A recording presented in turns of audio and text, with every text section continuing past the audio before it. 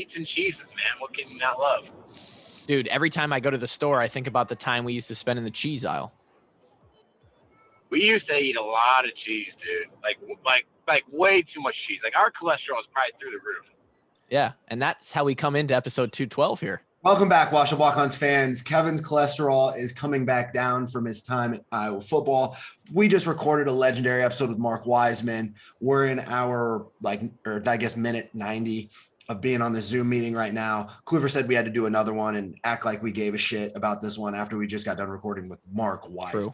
So sorry in advance about the lackluster 212. I mean, I'm in a pretty good mood, decently fired up because Mark is a legendary human being, as you guys have all found out by this point.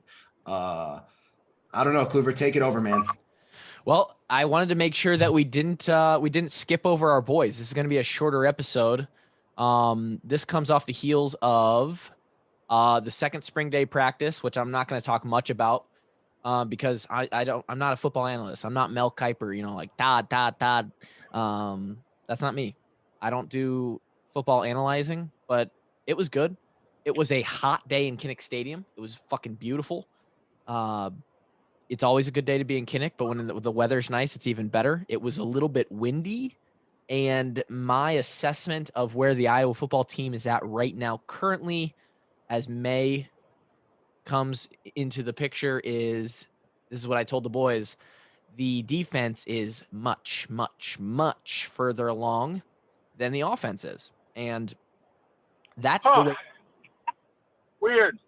Yeah. Never heard of that before. Well, I would say, I would say, shut up.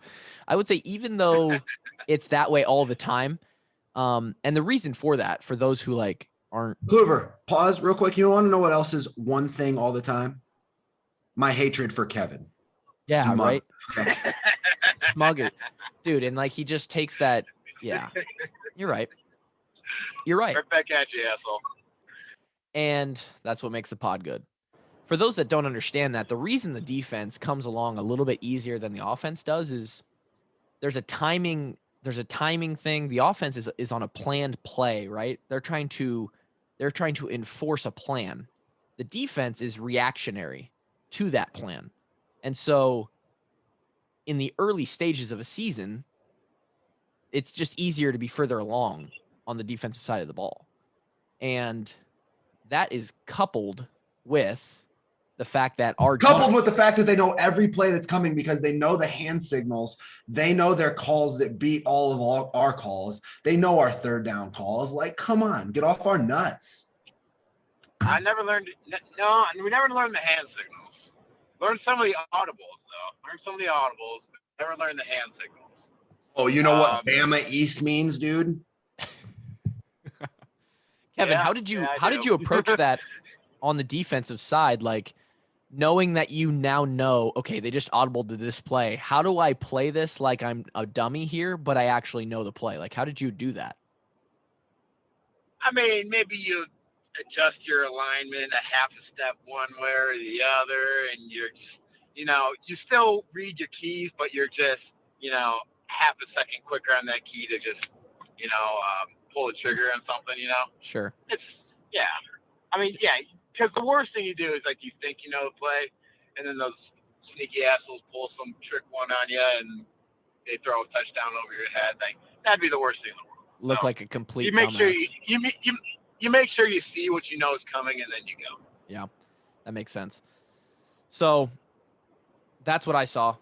Another thing for the defense is we've been running the same defense for the last 20 years, and we've had a lot of stability in the defensive coaching staff. So that's also very helpful. I mean, we got new offensive line coach, new running backs coach this year. So here's another thing. Defense is going down. I truly believe that a defensive line's confidence is higher than an offensive line's confidence against its own team because they have to go against each other every single day. And defensive linemen are notoriously kind of arrogant when it comes to they think that they can get to the pass rush or the passer no matter what. They're going to beat you. They're going to get 1 million sacks. Yeah. And like, they're already coming in with that confidence, and they practice against you every day, so they know how to beat you. I think that plays a big factor, because if the offensive line gets dominated in practice, forget about it. Yeah, I think so too. I think the defensive player's mindset, and you look at it like and wide receivers, they carry some sort of diva in them as well. But that defensive side of the ball does seem to have the maybe over. You hear that, Kevin? You hear that? Playing with some divas. We're just good, down to earth humans. Put our hand in the dirt and try and run forward. I'm saying that. Yeah, I know, man. More often, I'm just out there. I'm just out there trying to fucking plug up the pile for that boss play, dude. Plugging holes, dude. Kevin, you're great at that. So, and I wanted to skip right past that little joke I just made, but I just don't think I can because of Drake's reaction on the video. So, yep, that was a sexual joke. Sorry, that's what you get here. You're not going to get that on Hawkeye Report or Hawkeye Nation or the Hawkeye podcast with John Miller, as good as that is and as much information as he brings. You're just not going to get the plug and holes jokes, okay? But at 212 episodes in, if you didn't laugh, go fuck yourself. Yeah. And here's the issue is right now, and I mean, this used to be a staple. It still is for an Iowa football team.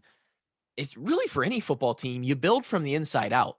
You start at the line of scrimmage, and then you get to the second level, and then you get to the outside or the third tier of the defense. And Iowa's question marks right now are on both the offensive and defensive lines, and that is uncommon. Now, hey, dude, do you think we're ever going to have somebody actually wreck their car listening to our podcast? I would love it, man. Come out with a two-liner like that, bang, bang, and they just can't control it, and they run into, I don't know, an embankment. Yeah, they spill a coffee, and it burns the shit out of them, and they just drive right off into Lake McBride. What's the liability behind that? Are we liable for that, or? No chance, bro. I got good insurance, I think. Yeah, no, I'll just start inserting a little thing on the end, like, hey, if you suffer cardiac arrest or any other bodily harm due to listening to the podcast, you can either buy the replacement parts from Kevin or fuck off, because it's not our fault. Like, hey, that's what you get, man. This isn't Morehouse and Miller. This is Kluver, Kulik, and Ward. And I was about to say Kevin, but that would have been Triple K, and we're not trying to go down that road. So it's just not that kind of podcast, man. My name's Drake, and it starts with a D, and I'm going to break this bullshit up right now. Yeah, the DTK podcast. Which actually is down to kill. Sure. Anyway, back to the Iowa football team. There's a lot of injuries, and there's a lot of questions, right? There was 3 starters that were out not practicing yesterday on the offensive line, and the defensive line is very young and has guys out as well, potential starters. So it's hard to even know where the lines sit right now. But I do know this: the second and third levels of our defense are elite. They are elite, and that's just what it is. The receiving core, Tyrone Tracy did not play or did not practice yesterday. And Kevin, Kevin or Drake, you sent that, or Ike, I think, sent the Iowa football Instagram story, which was being run by Tyrone Tracy.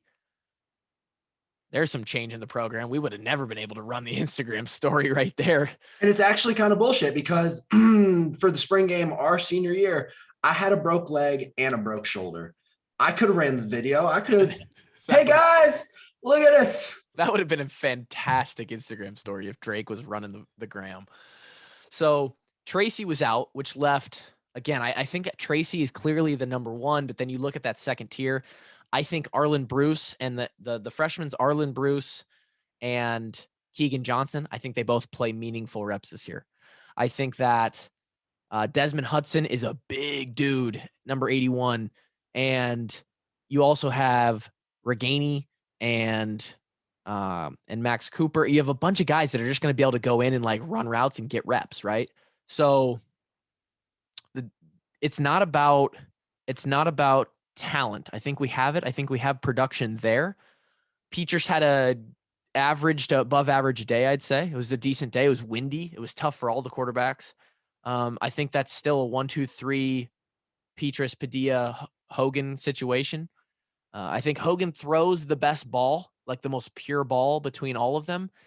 It's just so much tougher than people would like to think when they're getting recruited, and then they come to Iowa. You have to learn a whole new program. It's just going to take a while for him to get it right. And I think Petras is the guy I really think Petras is the guy. And we'll see how that develops. He's still got a whole summer and a full fall camp. So that's huge.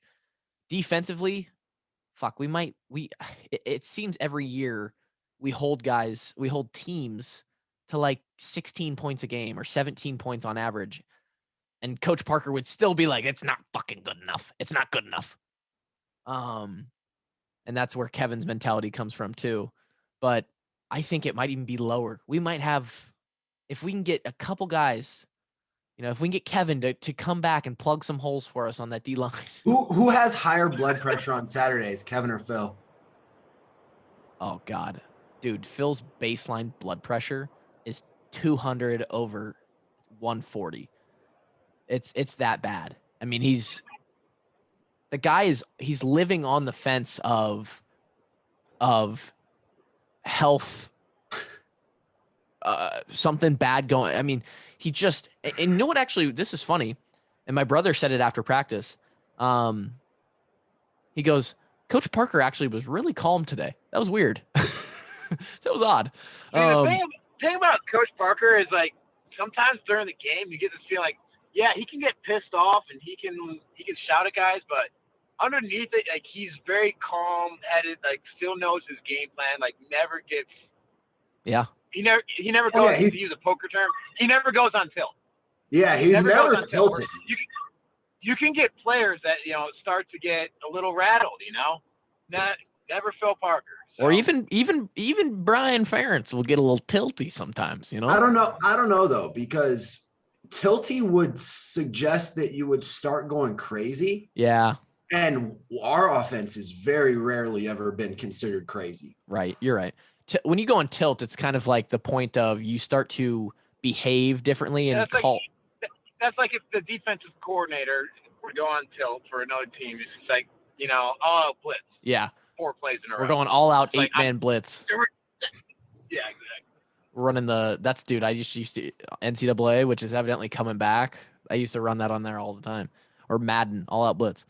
So that's basically it. It's going to be interesting to see what happens through the summer. The biggest thing for the Hawks right now, they got to get healthy. They got a bunch of Drakes walking around out there. They got the arm sling. They're on the freaking scooters. They're on the crutches. Guys are getting hauled up out of the stadium on carts. I mean, we got to get healthy, man. Hey, but I'll tell you what, there's good news for this because I got healthy about 10 days before kickoff. Yeah. And as long as you do. That's all it takes, dude. The first day of camp that year, people were laughing at me because I couldn't even block Jake Gervais. Jake Gervais made me look so foolish in the open field that you'd have thought I was the fucking manager and this was a Make-A-Wish commercial. Oh, hey man. At some points in times, it kind of felt like that. I'm glad that joke hit though.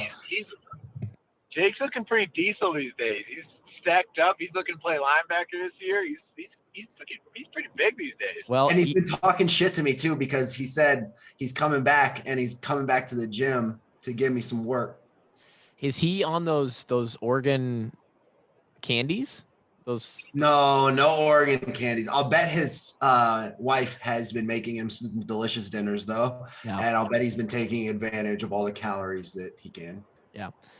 Shout out. Maybe a little creatine. Yeah, dude, I need to get on some creatine, honestly. So we're gonna close this episode. This is gonna be a short episode. We want to talk about the draft. That's really what we want to hit. We got some boys. Some boys went in the draft, 4 to be exact, and then a shitload more signed with teams as undrafted free agents, which us 3 wouldn't know anything about. Hey, never done that before. Can't know it. So let's start with Chauncey Golson. First off the board for the Hawks, third round to the Dallas Cowboys. Let me actually pull this up. I got a little art. I like it. You like that? I like that. I like that a lot. I believe they run a 4-3 scheme down there. He's going to fit in real well with that scheme. I told you, like in our draft preview, I could see him going in the third round, and I think they got good value for their pick there. Well, you're smart as shit, Kev. You know what you're talking about. I talked to Coach Woods yesterday. Coach Woods said he listened to our podcast with Chauncey, said it was one of his favorites, said he was ear to ear smiling the entire time, having a blast listening to it.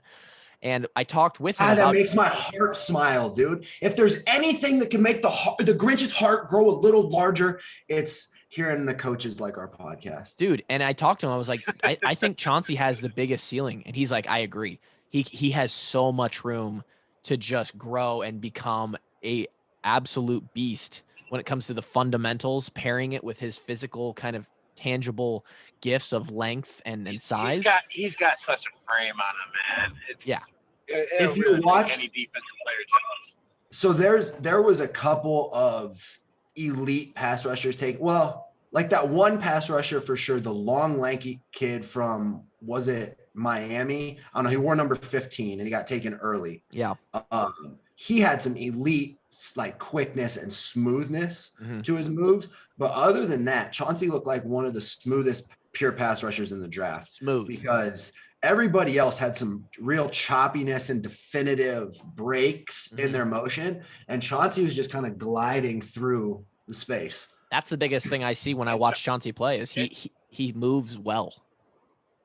His development in the run game too has come so far from where he started. Like he's an all-around defensive end. He's a great player.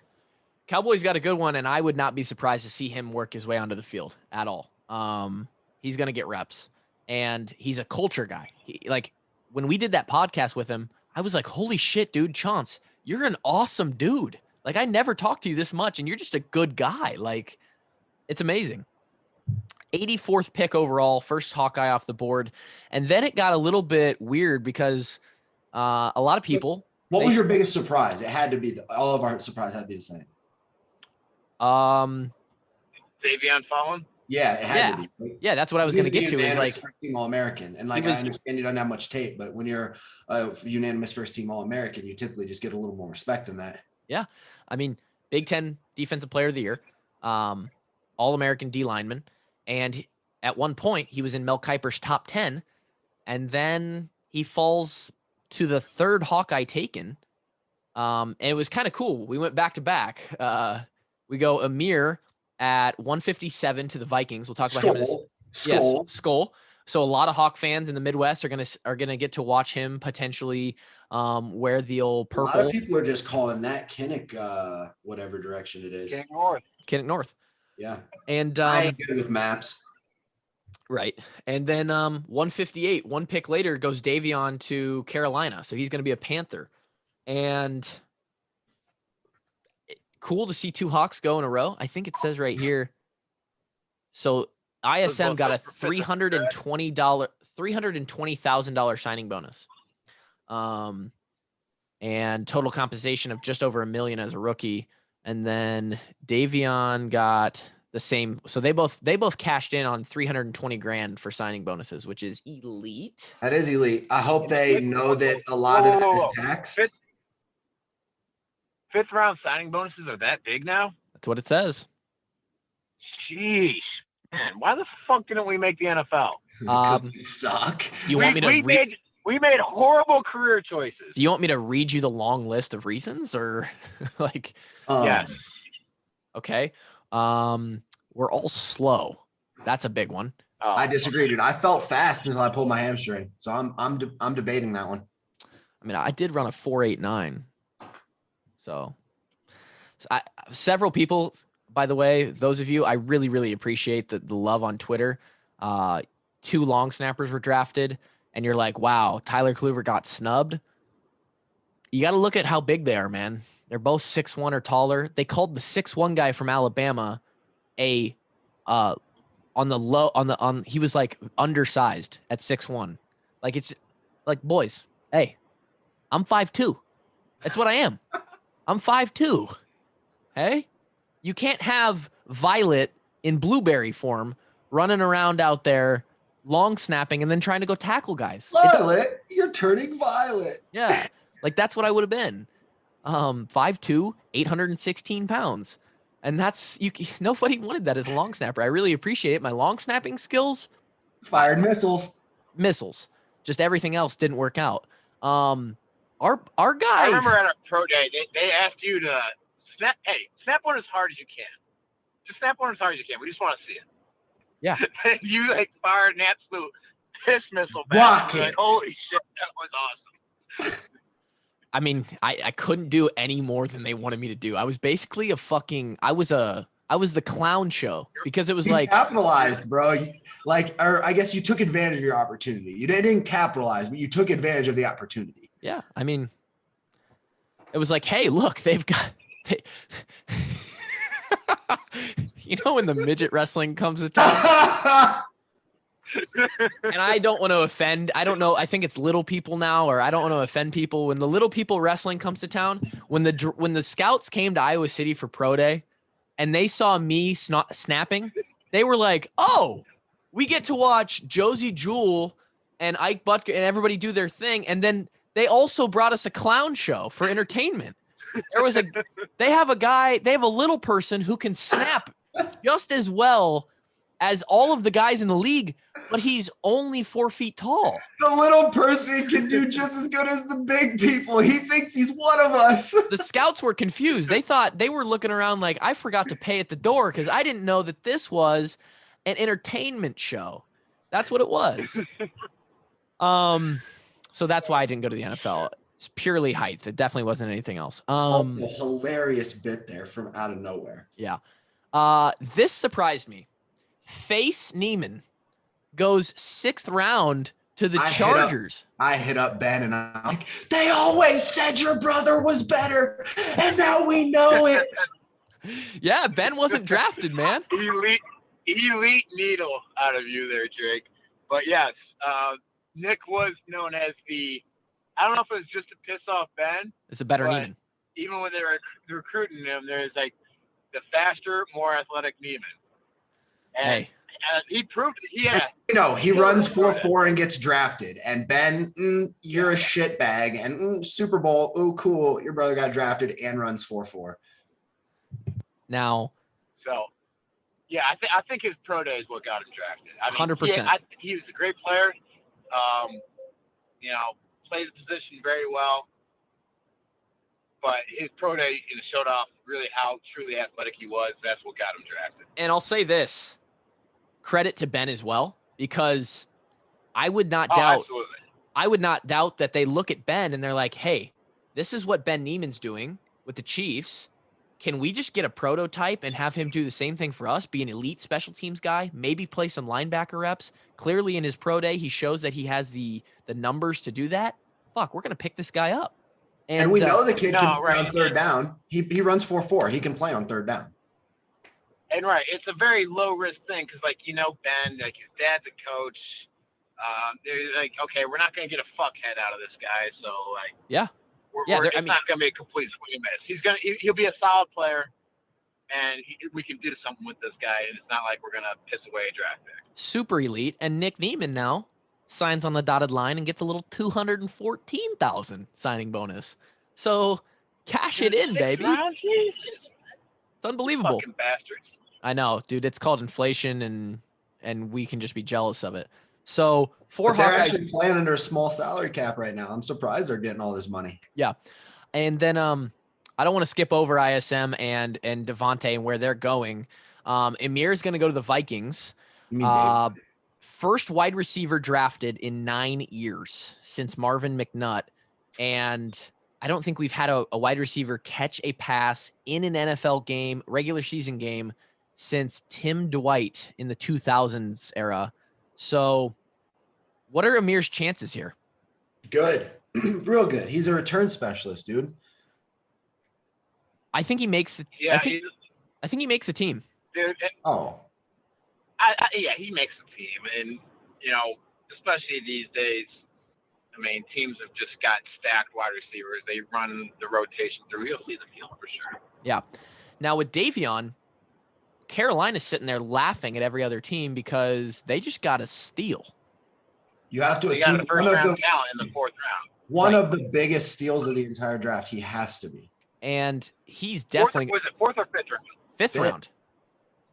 5th round. Yeah. Oh my God. And so, I mean, this is a Desmond King situation, kind of. Yeah.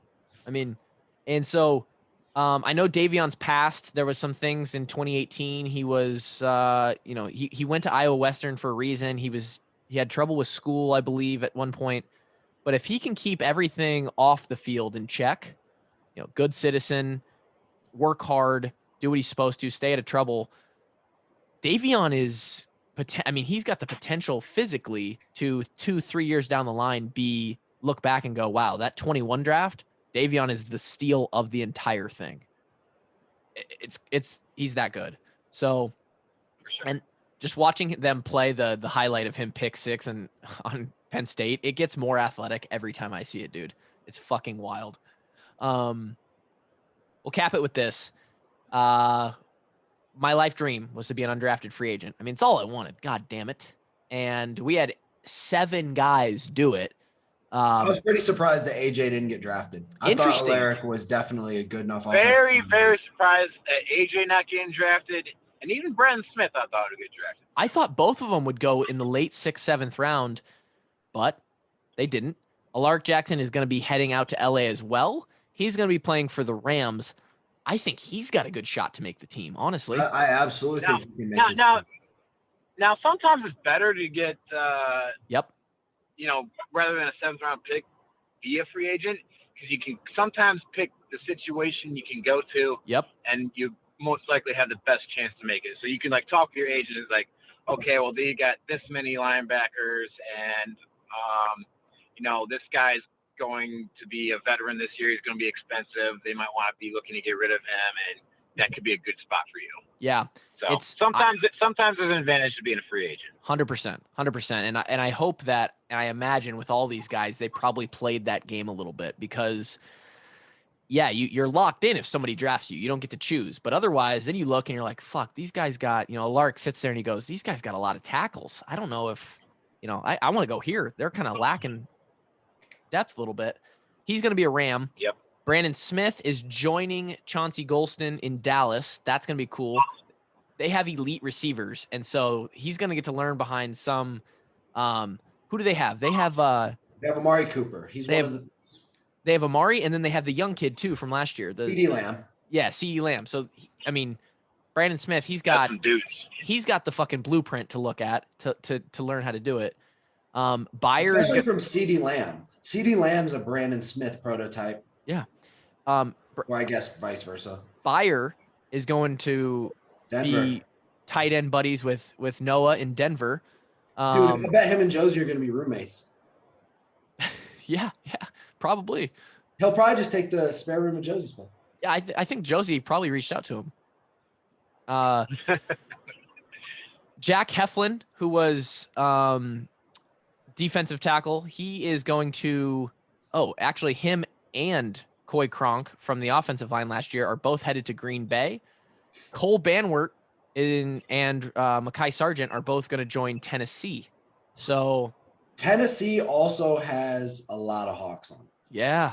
I love it. So guys literally getting to money. Yep. Guys getting to go everywhere. I don't know. So this sucks, but the only person who I haven't heard sign yet is Keith Duncan. And I told everyone it's going to be tough for him to make a team because he has to be able to kick off. They're not just going to take a field goal guy. And this is how tough it is, man. The specialist game is serious when it comes to the NFL. There's 32 jobs, and it's just no one wants to give those jobs up, and it's impossible to make it. And Keith Duncan, snubbed for the Groza, has 2 great years to finish his career, and I don't even know if he's signed with a team. He'll get invites to camps 100%, but no UDA deal yet for him. So it's a tough world out there, man. I don't know what to say. The NFL is a ruthless bitch. Yeah. And it never gets less ruthless. Yeah. So you just have to get used to the pain of your favorite player's careers just ending abruptly as hell, because that's life. Yeah. Two other quick notes. Former Hawkeyes, Manny Rugamba and Romeo McKnight, both heading to Cleveland. The Browns, they're going to get a chance with the Browns. So I really hope Manny makes it. I don't know Romeo very well, but I know Manny well, and I really, really hope he makes it. I didn't know this, but he tweeted this when he got the call after the draft. He was in a refugee camp when he was young. Mm-hmm. And now he's like made it all the way to getting a shot in the NFL. Like, that's a story. And supposedly he's the first Rwandan ever in the league, like, to get a chance. So Wow. fucking, I hope he makes it. I hope all the boys make it. What are the odds of these guys making it? You know, teams bring in Maybach did it. We just watched Maybach go as an undrafted free agent and make it. Now he's got like year 6 as an NFL vet. Ben Neiman, he's an undrafted free agent. Our man Ben Neiman got a fucking Super Bowl ring. I don't know for sure. Ike is going to be starting for his 4th year. Yeah, Ike. You know, Iowa guys definitely have better chances than most, but general odds, I think teams bring in 25 or 30 undrafted free agents every year. And no. It's like, no. Is it 15 or 20? No, it's like 15. Okay, so it's like 15 or 2. It's like 10 to 15. Yeah. Okay, well, it's and I would say like 1 or 2 make it out of that group. So there's only 53 spots. To active roster, yeah, and then you got a number make the practice squad. Yeah, and then you got practice squad, of course. So, you know, you're looking at a small chance, but all they need is an opportunity, right? Like, once you get the opportunity, then it's on you. And that's what these guys are looking at. So cool to see a bunch. I mean, Iowa extends its streak of draft picks. We've had somebody drafted thanks to Austin Blythe, who just barely got us in there in 15 for like, I don't know, 50 or 60 straight years at this point. Which is now crazy to think about, because like Austin Blythe was the only dude from that team. I know we talked about this before, but now we're getting guys drafted left and right. Like, it's just a normal thing every year to see a guy go in the first round, to see a couple guys go in the first couple days. Like, we just got used to it now. Yeah. We almost didn't have somebody drafted and we went to the Big Ten championship. Yeah. What? It's wild. I think that speaks to the recruiting classes and how and how well Iowa has done in the past 5 years. I mean, they really have recruited the shit out of the scene and got guys to come in. And then we shout out Josie because he held our class together. Yeah, thanks, Joes. Who we've been trying to get on, and him and Ike have both been flaking on us. So bullshit, honestly. They act like they started their like the season started up again. They actually have responsibilities. I know they're just on Zoom calls. Yeah, they act like they have kids to take care of. I mean, are you kidding me? All right. Holy shit. I mean, Ike was just at a wedding this weekend. He can't do a damn Zoom call. Seriously. We'll have them on soon, but we wanted to make sure we hit the draft and make sure that we reminded you guys for the 100th time that we did not make the NFL because that's our sole goal. Bing. That's it. Kevin, hope you return safely home to Iowa City. And Drake, I hope you have a fantastic Sunday. I'm going to be choked out. We'll be recording another podcast tonight, as long as Kevin. Well, Kevin, regardless if you return safely or not, we're going to record tonight. So, what if I get choked to death? What if he wrecks and I get choked to death? Me and Jaleel by ourselves. That'd be funny. No Get your pants down. Jaleel Johnson coming on, and you'll hear from him next week because we're just knocking out pods today. But thank you guys for listening as always, and we'll talk to you next time. Peace.